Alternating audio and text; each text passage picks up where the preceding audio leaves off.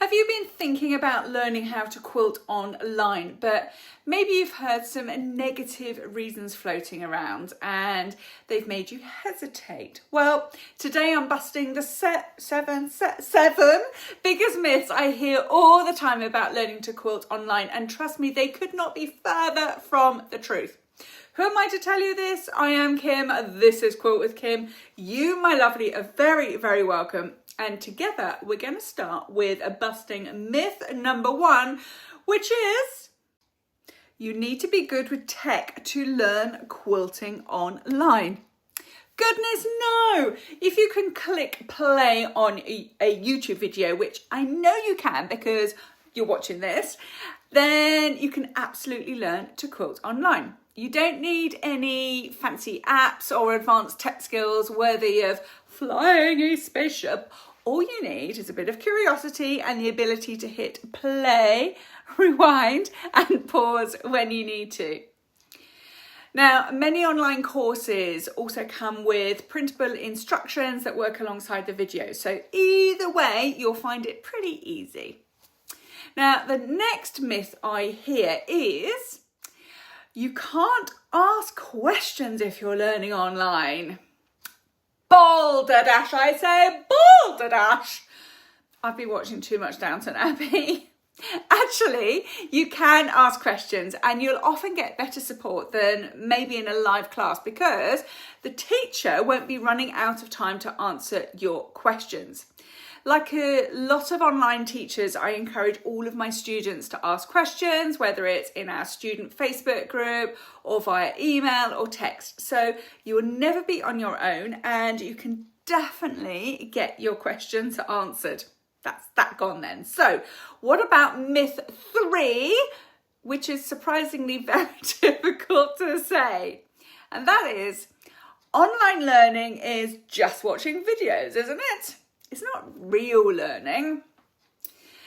Well, learning online, learning anything really, is not just watching, is it? It's doing. Now, a good quilting course invites you to sew along, pause, repeat steps, and practice as you go. And you can re-watch as many times as you like until you get it right and you've started to build that muscle memory. Okay, so what about myth 4, which I hear a lot? And that is you need a fancy schmancy sewing machine to get started. No. A basic machine that sews a straight line is perfectly fine for starting out. In fact, lots of my students are using machines that they've inherited or they've borrowed or they picked up on Facebook Marketplace, and they are making gorgeous quilts. Yes, there is very definitely a time where you will want to upgrade to the fancy schmancy machine that has more bells and whistles than you'll ever know what to do with. But for now, when you're just starting, a basic machine that sews in a straight line will be absolutely fine. Now, quilts are big, so myth number 5 is, don't you need lots of time and space to learn quilting? Well, no, at least not when you're starting out. You don't need a sewing room or a full day free. You just need a little corner of a table and 30 minutes here and there. My advice is always to start small as a beginner. Do not ever start with a big quilt because they're overwhelming. You can get very easily confused and they can be too big for a basic machine. So if you start with small projects like this cushion or table mats or a small cot quilt, you can make these in small chunks of time and they don't take up much space either. So whatever size of quilt or project though, they will be broken down into small manageable steps. So quilting can very easily fit into those little pockets of your life. The only trouble is that quilting is so enjoyable and so addictive that you'll find that it has its own time zone and hours can go by and it'll only feel like 10 minutes. And I'm very sorry, but I can't help with that one. Moving on. The next myth I hear is around staying motivated. So, myth number 6 is, isn't it a struggle to stay motivated when you're learning online? It's a great question because you're on your own, and the truth is, it is hard to stay motivated when you're overwhelmed or you're confused. But when you've got a friendly teacher, you get small wins and you get visible progress. It becomes exciting and motivating to keep going.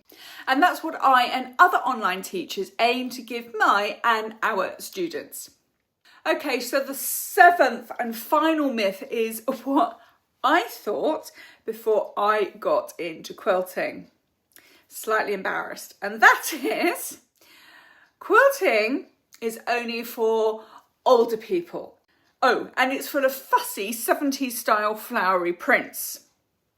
Well, maybe it's now because I'm older, but this one is definitely wrong. There is a whole new generation discovering quilting, and all the online forums and spaces are buzzing with quilters of all ages. It is not old-fashioned, it is creative and it's calming. And we have such a huge choice of fabrics today that you can go 70s style if you want. You can also go ultra modern, you can go minimalistic, you can go monochromatic, or whatever you fancy and you are drawn to. And you're definitely never too young or too old to start, because my youngest student was just 7. So, if you've been holding back because of one of these myths, I do hope this has helped to give you the confidence to give quilting a go. You do not need fancy equipment, a sewing student, or loads of time. You just need the right teacher, some fabric, and a machine that sews in a straight line. And you need the willingness to get started. If you're ready to start quilting, do check out my free Quilter's Toolkit.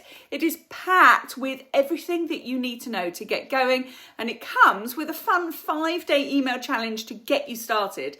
The link is in the description below, so check that out, or stick around and watch this video that's coming up now, whichever way it's coming up, on the biggest mistake that newbies make when they learn quilting.